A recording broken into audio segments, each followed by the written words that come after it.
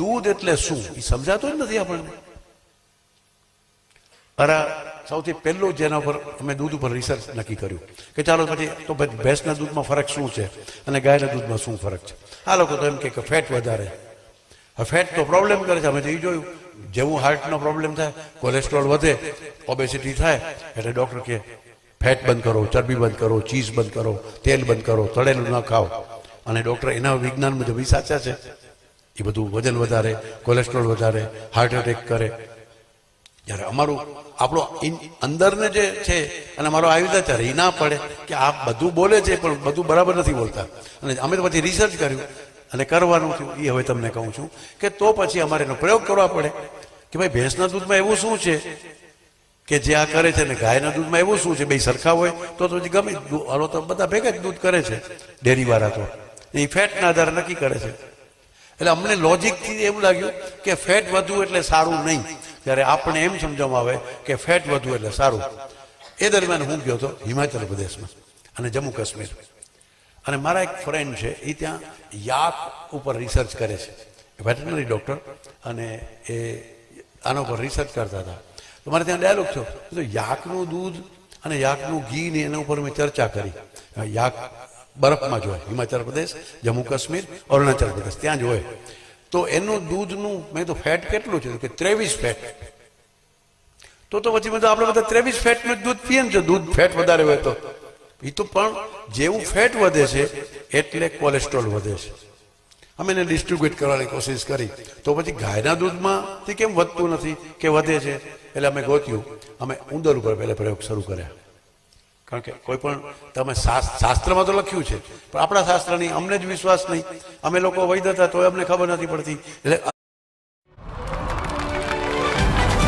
તો વિજ્ઞાનના નામે અને પ્રયોગના નામે અને લેબોરેટરીના નામે અને અમેરિકાના નામે અને રિસર્ચના નામે અમને દબાવે બધા. મેં તો આપણે એની જ લેબનો ઉપયોગ કરી. એટલે અમે નક્કી કર્યું કે ઉંદરના એક ગ્રુપને ગાયનું દૂધ, દેશી ગાયનું દૂધ અને એનું ઘી આપ્યું. 3 મહિનાના બધા 90 દિવસના મિનિમમ પ્રયોગ હોય. એ છોકરી જે રિસર્ચ કરનારી છે ને અત્યારે કચ્છમાં આવી છે, અહીંની ફાર્માસિસ્ટ છે. હું કોઈક વાર મળાવીશ, મને આજે છેલ્લે યાદ આવીને તો હું લેતો આવું. પછી એક ગ્રુપને અમે જર્સીનું દૂધ ને જર્સીનું ઘી આપ્યું, ઉંદરના બીજા ગ્રુપને. ત્રીજા ગ્રુપને અમે ભેંસનું દૂધ ને ભેંસનું ઘી આપ્યું.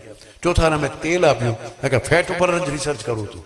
એટલે તેલ આપ્યું, ઉંદરના ચારામાં ઓલામાં લોટમાં તેલ મિક્સ કરીને આપ્યું. એક ગ્રુપ કંટ્રોલ ગ્રુપ, એને કાંઈ ના આપ્યું, જે રૂટીન એનો ખોરાક હોય આપ્યું. તો ભેંસનું દૂધ ને ઘી, જર્સીનું દૂધ ને ઘી, તેલ અને દેશી ગાયનું અને ન આપવાનું, આવી રીતે અમે કર્યું. તો જેને અમે ભેંસનું ઘી આપ્યું હતું, ભેંસનું દૂધ આપ્યું હતું, જર્સીનું આપ્યું હતું ને તેલનું આપ્યું હતું, એનું પહેલાં સાંભળી લો. બધાના વજન વધ્યા. ભેંસનું ઘી, ભેંસનું દૂધ આપ્યું હતું, એ ઉંદરના વજન 90 દિવસે વધ્યા. પછી એની સ્પીડ ઘટી. અને ઉંદરમાં તમે જોયું હશે કે ઉંદર રાત્રે બહાર નીકળે, ખેતરમાં, ઘરમાં હોય તો બી. ઉંદર દિવસના તમને ન જોવા મળે. અને જેવી તમે રાત્રે પણ લાઇટ ચાલુ કરો તો ઉંદર પાછો ઘૂસી જાય. એટલે એ અંધારાથી ડરે, અજવાળાથી ડરે. તો અમે એની એક પઝલ બનાવી હતી અંધારાવાળી. કારણ કે દિવસના અમારે પ્રયોગ કરવા હતા. તો એક અંધારી એવી આખી ભૂલભુલામણી બનાવી હતી. તો ભૂલભુલામણીમાં બહુ સ્પીડથી આમ થઈ જઈને ઓલી બાજુથી જાય બધા ઉંદર. પણ જેને ભેંસનું પીવડાવ્યું દૂધ, જેને જર્સીનું દૂધ ને ઘી પીવડાવ્યું, જેને તેલ પીવડાવ્યું, એ બધા અંધારામાં બીવા માંડ્યા. કારણ કે અંધારા તો એને ગમવું જોઈએ. તો અંધારામાં અંદર જઈને પાછા કન્ફ્યુઝ થઈને ઊભા રહી ગયા. એટલે એના બ્રેઇનનો મેં સ્ટડી કર્યો. અને પછી અમે બીજા લીવર બધું પછી સેક્રિફાઈસ કરવા પડે. લીવરનું ચેક કરીએ, કિડની ચેક કરી, બ્રેઇન ચેક કર્યું. ત્યારે અમને ખબર પડી કે એનું તો કોલેસ્ટ્રોલ વધ્યું હતું. વજન વધ્યું એટલે કોલેસ્ટ્રોલ તો વધ્યું જ હતું. અને આવા માનસિક ફેરફારો પણ ઉંદરમાં થયા. એ બીવા માંડ્યા અંધારાથી, પોતાની મૂળ વાતથી વિપરીત. અંધારામાં એને મજા આવવી જોઈએ, એને આપણે અંધારામાં જ ડરવા માંડ્યા. અને આ બધું જ્યારે કર્યું, અને એ જ રીતે જ્યારે જેને દેશી ગાયનું દૂધ આપ્યું હતું, દેશી ગાયનું ઘી આપ્યું હતું, એનું વજન સ્ટેબલ રહ્યું. કોકનું એક ગ્રુપનું તો ઘટ્યું એ ખરું વજન. અને ચામડી ચળકાટવાળી બની, ઉંદરની ચામડી ચળકાટવાળી બની. એની સ્પીડ જે અંધારામાં જાતે હતું એ હતું એનાથી વધારે સ્પીડથી એ નીકળી ગયું વારે. એટલે કે એની જે મેમરી, એનું જે બિહેવિયર, એ બધામાં ફેર પડ્યો. ગાયના ઘીથી ને ગાયના દૂધથી. તો આખા પ્રયોગ કરતા કરતા પછી તો અમને ખ્યાલ આવ્યો, પછી તો હવે વિજ્ઞાનને ખબર, હવે તો બધા ડોક્ટરોને ખબર છે કે કોલેસ્ટ્રોલ એટલે કોલેસ્ટ્રોલ નથી, એને લિપિડ પ્રોફાઇલ હવે કરાવે છે. તમે કોઈક વાર કોઈના ઘરનું કરાવ્યું હશે તો આખી લિપિડ પ્રોફાઇલ એટલે કે કેટલા પ્રકારના કોલેસ્ટ્રોલ છે અંદર. તો પછી વિજ્ઞાનને ખબર પડી અને એમાં અમારો ભગવાનની દયાથી ગાયના કારણે અમારો સહારો મળ્યો કે એલડીએલ છે, લો ડેન્સિટી લાઇપોપ્રોટીન, એલડીએલ, એ ભેંસના દૂધમાં, ભેંસના ઘીમાં, જર્સીના દૂધમાં, જર્સીના ઘીમાં, તેલમાં, એ બધામાં એલડીએલ વધે. આપણા શરીરમાં, ઉંદરમાં, બધામાં વજન વધે, કોલેસ્ટ્રોલ વધે. પણ જેણે ગાયનું ઘી પીધું એમાં એચડીએલ વધે, હાઈ ડેન્સિટી લાઇપોપ્રોટીન. અને હવે વૈજ્ઞાનિકો એનું નામ, અમે બધું બહુ રાડારાડી કર્યા પછી વૈજ્ઞાનિકોએ નામ પાડ્યું એલડીએલ એટલે ખરાબ કોલેસ્ટ્રોલ, બેડ ફોર હાર્ટ, અને એચડીએલ એટલે ગુડ ફોર હાર્ટ.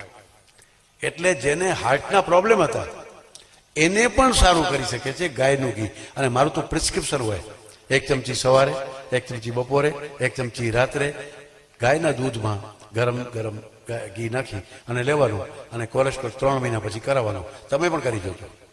અને ખૂબ કેસ બન્યા એના ઉપર.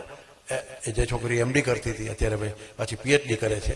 આ મારા રિસર્ચ છે કે ભાઈ ભેંસનું ઘી છે એ કોલેસ્ટ્રોલ વધારે, જર્સીનું વધારે, તેલ છે એ વધારે, પણ દેશી ગાયનું ઘી છે એ કોલેસ્ટ્રોલ વધારે. આપણે કહ્યું ગુડ કોલેસ્ટ્રોલ વધારે, એટલે હાર્ટ એટેક ના આવે.